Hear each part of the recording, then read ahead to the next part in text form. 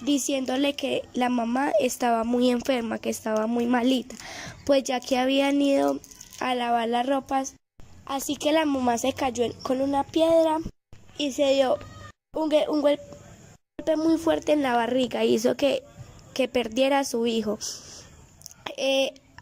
Mariana estaba muy angustiada, así que llamó al doctor y él llegó. Todos estaban muy preocupados, así que todos querían ayudar. Cándida preguntaba que qué pasaba, que cómo estaba, que si podía ayudar en algo. Así que el doctor dijo que trajeran agua hervida. Rudecindo estaba muy preocupado. Cada segundo le preguntaba al doctor que si todavía seguía muy mal, que cómo la notaba. Pero el doctor aclaró que había sufrido un aborto. El niño se encontraba en un envoltorio. Él preguntó que si estaba muerto. El doctor le contestó que sí. El doctor intentó tranquilizarlo, dijo que no se preocupara, que ya todo lo peligroso había pasado, que Pastora solo tenía que estar en reposo durante muchos días, que no podía levantarse, por lo menos en 8 días. Le dijo que de comida hiciera lo de costumbre, aunque no tuvieron nada, así que pues... Y el doctor llamó a Rudecindo al hospital. Al salir, Pastora lo detuvo y le entregó 12 pesos para que le... Cándida lo detuvo a entregarle los 12 pesos para que le entregara al doctor. No era mucho, pero era lo único que tenían. Rudecindo acompañó al doctor hasta el hospital para que le diera algunas pastas y unos remedios a Pastora para que se pudiera mejorar. Él le preguntó que cuánto debía. El doctor contestó que presupuesto, lo cual no tenían porque era algo alto, y como ellos eran tan pobres, solo tenían los 12 pesos que Cándida había hecho el favor de darle. El doctor no dijo nada, solo le recibió, le explicó cómo debía darle el remedio y él se fue a entregarle todo para seguir trabajando. Después de que Rudecindo llegó del hospital, se limpió las mejillas humedecidas con la manga de la camisa, porque esos recuerdos lo hacían llorar, los recuerdos de la vida miserable que... Y cuando Espinel se dio cuenta de que él estaba triste, le preguntó que si estaba mal, y él le dijo que no, que era que su mujer había sufrido un aborto por la mañana porque se cayó de la quebrada sobre una piedra. Y empezaron ahí a hablar sobre la mujer y y hablaron varios minutos sobre eso hasta que llegó el capataz y los empezó a regañar porque estaban hablando y no trabajando. Y ellos se pusieron a seguir trabajando. Después de que el capataz se fuera a llevar las pilas de piedras que habían recogido los trabajadores, Rudecindo empezó a preguntarse si en verdad era malo que el bebé allá hubiese muerto, porque el mundo en el que estaban era muy horrible, y entonces él pensó que era mejor que el bebé estuviera muerto porque no le hubiera tocado vivir no le tocó vivir la miseria que estaban viviendo ellos en esos momentos. Rudecindo ya había llegado de su trabajo, estaba sentado comiendo y pensando en que los ricos comían mejor que ellos, estaban en todas sus mansiones. Miró sus manos, estaban ennegrecidas y callosas. Era demasiado duro su trabajo, los explotaban demasiado. Recordó la acción de Grimaldo.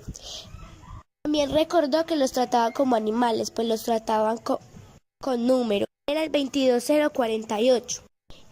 Y también recordó que anteriormente Mariana había ido por un pan a la tienda de Joseto. Él intentó seducirla para que se pudiera llevar el pan, pero en eso entró el diablo a rescatar a su hija. En eso entró el diablo a rescatar a Mariana, ya que vio que Joseto la estaba seduciendo. Empezaron a pelear. El diablo llevaba un arma blanca. Le pegó una puñalada en el pecho. Él murió instantáneamente, pues era una herida muy grave. También pensó en don Ricardo García. El diablo era un fugitivo. Habían muchos policías buscándolo, aunque casi todo Timbali le temía a él. Rudecindo se sentía indignado porque no tenían pan, se estaban muriendo de sed, mientras que los ricos en sus lujosas mansiones tenían todo lo que quisieran. Eran unos desgraciados, ya ni siquiera eran pobres, eran peor que pordioseros, estaban en la miseria.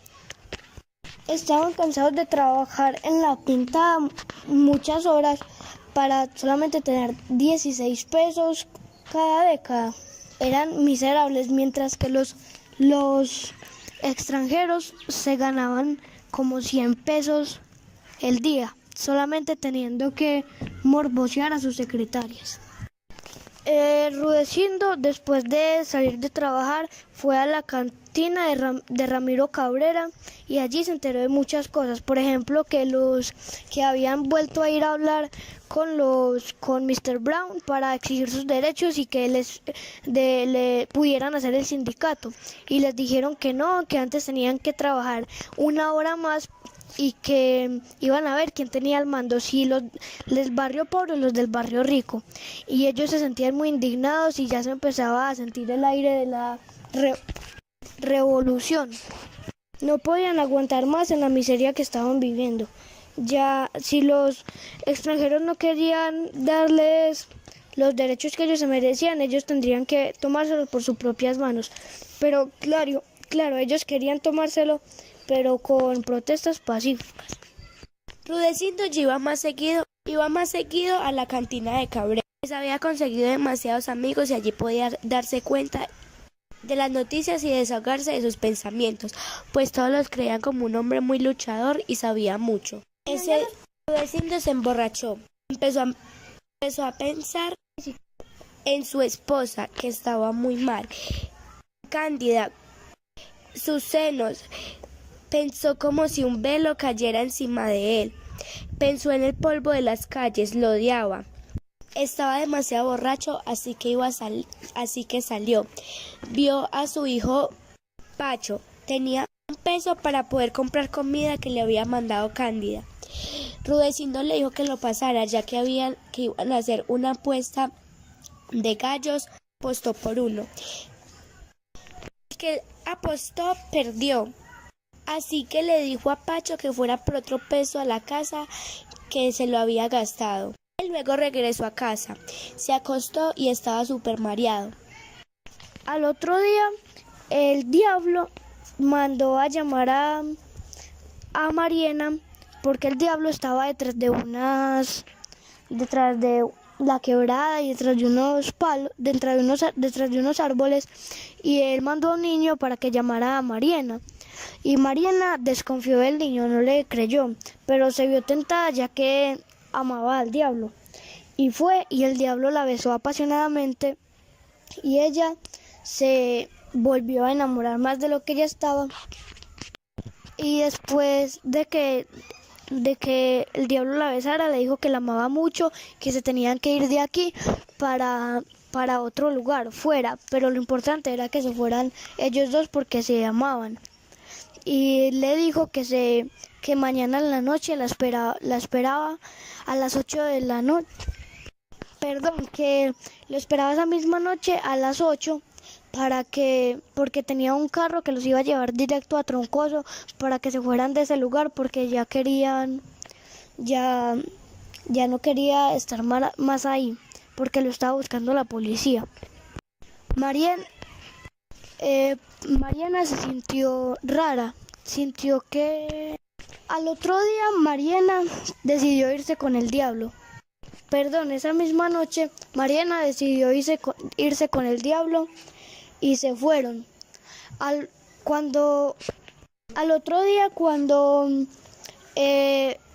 despertó Rudecindo y Pastora, se sintieron decepcionados porque no encontraron a Mariana.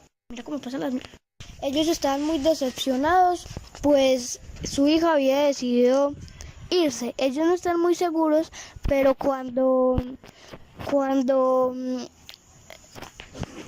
la lechuza le dijo a Rudecindo, que había visto a Mariana irse con el diablo, que se montaron en un carro. Rudecindo se sintió muy decepcionado y al contarles la noticia a Pastora, a Cándida, Pastora se puso a llorar. Rudecindo decidió irse por un momento. Caminaba y miraba sus pies descalzos. Definitivamente era un infeliz. Su hija era una fugitiva. Su esposa estaba a punto de morir. Su hijo era muy pequeño y no sabía. Cándida y su hijo vivían con ellos. Una persona a la cual le habían quemado la casa y solo esperaba un destino como ellos. Caminando vio la cantina de Ramiro Cabrera. Entró y unos hombres borrachos le dijeron que se sentara allá. Estaban tomando chicha. Había mucho ruido, gente gritando, no se entendía nada. Él decidió también empezar a tomar con ellos. Cada uno discutía cosas diferentes, pero luego se centró en un solo tema, una rebelión.